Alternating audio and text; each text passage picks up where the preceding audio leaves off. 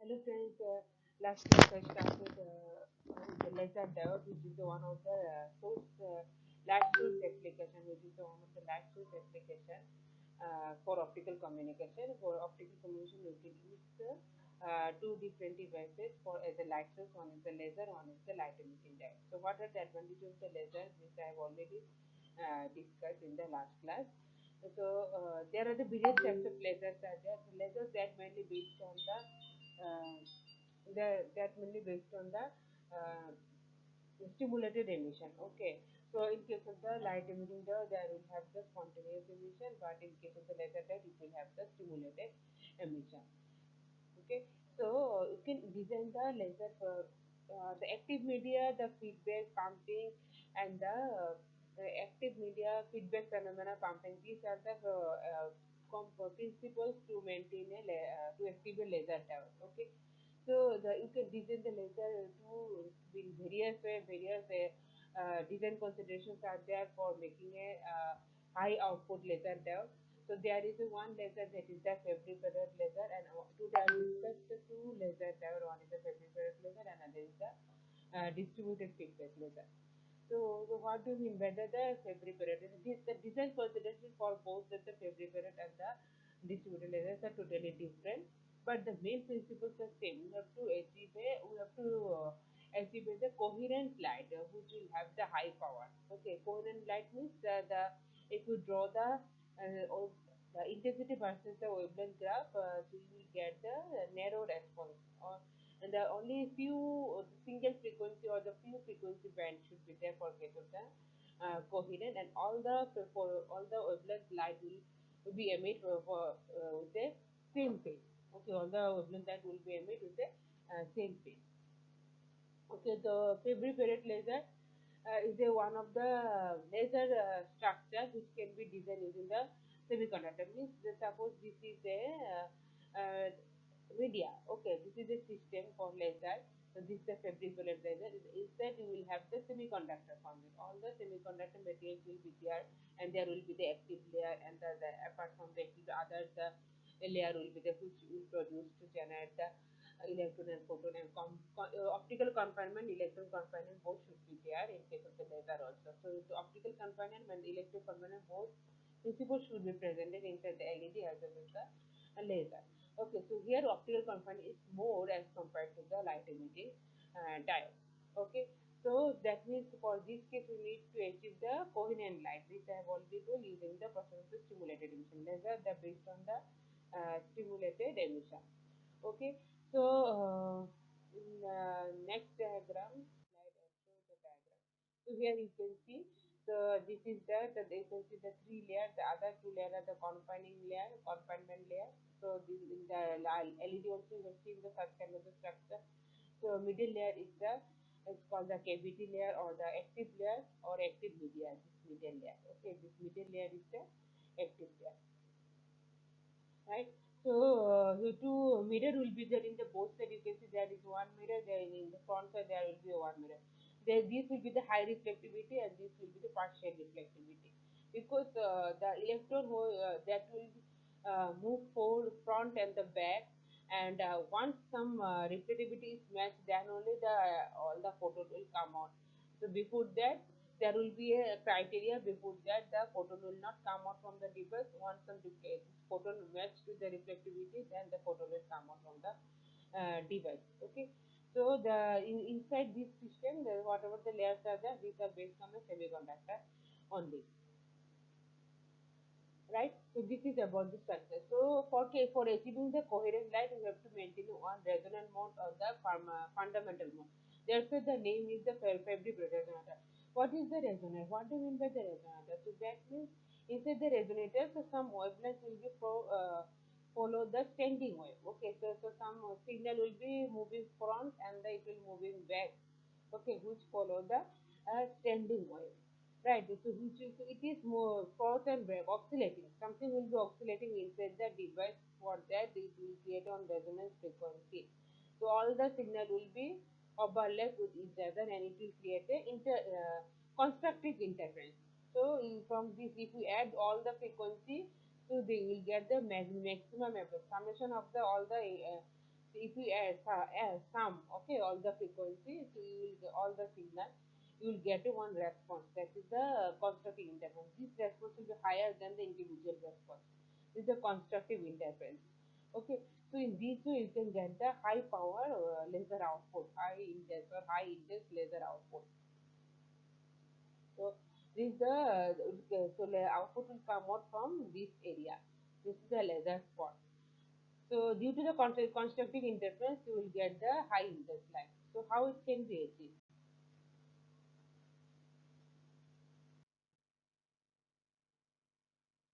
Okay. So here you can see this is the active media. So this is the confining layer. This is the active layer. The two mirrors are there. You can see. And so when what is the main phenomena? First I'll tell about this. I'll discuss about this one. Okay. So first will be the optical pumping, right? First will be the optical pumping means it is a procedure to excite all the electron from ground state to reach to the higher state. So here the maximum more number of the electron will reach here, more number of the electron will reach here. So that then the population inversion will take place. Okay, population inversion means if number of electrons or atoms are more in the upper state as compared to the ground state, that will the population inversion. Okay, so after that what will happen? So one electron will fall down from upper state to ground state. So rather go fall down to the ground state, it will happen. So when it will fall down into ground state, then what will happen? One photon will generate. Okay, one photon will generate. So this, so there is a this layer is a partial reflectivity is there inside inside. Okay, due to the partial reflectivity, this photon will not come out. Okay, this photon will not come out. This photon, there is a mirror. You can see there is a mirror. So this photon will reach this side, and again it will hit this side, this mirror. Again, due to the reflectivity, it will not come out from this side also. Again, it will go. So while it will go, then this photon is inside the device. Okay, this photon again helps to uh, excite a one for electron, and due to this electron, the one more photon will produce. Okay, so this photon, okay, this photon hits this one, and this is presented inside the device, which will help to produce one more photon. Okay, which will help to produce one more photon, because due to the due to this optical energy or a photon, one more electron will go from ground state to upper state, and it will fall from upper state to ground state. Then this photon will produce. So due to this photon, one more photon will produce. Okay. So now the inside the device, two more photons are there. Okay, two more photons are there. Again, these two photons hit this in mirror, and again it will be inside the device. So those two photons again will be responsible for producing the two more photons. Okay, two more photons. Now 64 number of photons are there inside the device. So once suppose there will be a criteria. Once suppose four number of photons are produced, it will match with this reflective index. There will be partial reflectivity, and all the four number of photons will come out from the device, and all the four number of photons, the phase will be in sync, because all will come out but at the same time from the device. So all will be the same phase. Okay. So in this way, this phenomena will achieve. So now you can see in this diagram, you can see there is a random one. Random means so when the photon is propagating in the forward direction, and uh, uh, coming back into the backward direction, so both phases are not same. Okay, you can see both phases are not same. Okay, here you can see both are the opposite phase, but phases are same only. So one is coming back, going forward, and coming backward direction. Okay, so you both phases are same. So this is called the standing wave. So this is called the random wave. You can see this phase and this phase, these are not same. So when it hits the this interface, okay, so this point and this point touch together, but here you can see these two points are not touched together. So this is the random wave. This is the standing wave, or it is called as a longitudinal wave. So whatever, so various photon will produce from the device. So all the photon will not responsible for producing the standing wave. Okay, all the photons will not be responsible for producing the standing wave. Okay, some photon will be responsible for standing wave. And suppose there are the 100 number of photons. Suppose there are the 100 number of photons. From the 100 number of photons, the 50 number of photons, 50 number of the photons which is suppose lambda 1 wavelength. Okay, these 50 number of photons will follow the standing wavelength. And suppose lambda 2 wavelength photons are also there. Okay, so these are similar. So what is the lambda 1 suppose is the suppose 650 nanometer, lambda 2 is suppose 49 nanometer like that. Okay, these suppose 20 number of the lambda 2 photons are following the standing line. Like this way, all the photons will not be responsible for the standing line. Okay, so once if some photons follow the standing line, those photons will produce the extra number of the photon, and it will come out from the device once matched with the reflected index. Okay, so if we plot this graph, okay, if you plot the gain versus the wavelength curve, okay, so here what we can see, so you can see the different wavelengths achieving the different gain. You can see different wavelengths achieving the different gain. So there will be one threshold. You can see there will be one threshold. So before above this threshold, if any wavelength is achieving one gain, so those wavelengths will come out. Okay, and these wavelengths will not come out. So these are the lower intensity, providing the lower intensity. These we are providing the higher intensity.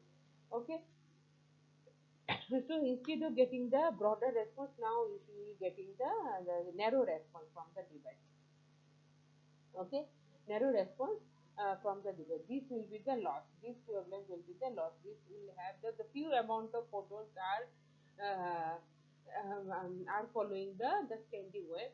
So here these three, you can see these three wavelength photons, which more number of photons are produced from these three wavelengths. Okay, so this will produce a high intensity photon. Okay, or high intensity light. Okay, I hope I think it is clear. So again I am repeating. So suppose some amount of photons are produced from the device, so all the photons will not be responsible for following the standing wave. So some photons, so the how the photons is propagating through the medium, that is the follow, that is called the standing wave. So there is a one mode is called the resonance mode or fundamental mode, that depends on the length of the fiber and the number of the wavelengths. Okay, length of the fiber and the number of the wavelengths.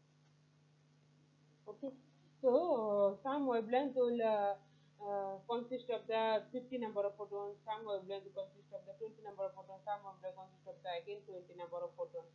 So like this way, so if any wavelength photons are more, those only produce the high intensity or high gain. Otherwise, other will not produce the high intensity. So actual laser output we can see laser mode. So these are the modes. So each and every wavelength will have the different structure, different orientation. Okay, suppose one wavelength is like this way. Okay, another wavelength will be like this way. Okay, so due to that you will get a different response with respect to different wavelengths. Okay, so the how the photon is propagating, based on that we will get the gain from the different wavelengths. Okay, due to that orientation you will get the different gain for different wavelengths. So there will be one threshold level. Above that, whatever gains are there, those will be considered. Below that, other will not be considered. So from that you will get actual narrow response and the coherent light. So this concept is for the Fabry-Perot. We are giving the active media, and due to that the active media controls the number of photons, and it will help to produce the standing wave.